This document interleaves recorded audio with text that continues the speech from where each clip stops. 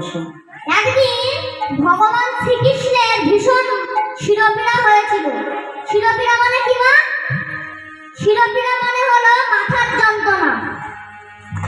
ভগবান শ্রীকৃষ্ণের ভীষণ মাথার যন্ত্রণা করছিল। সেই পথ দিয়ে নারদ ঋষি আসছিল হেঁটে হেঁটে, বিনা যন্ত্রের সাহায্যে গান গাইতে গাইতে। আর দিন তোরে আনন্দে যাবে ভজরে গুরু নাম।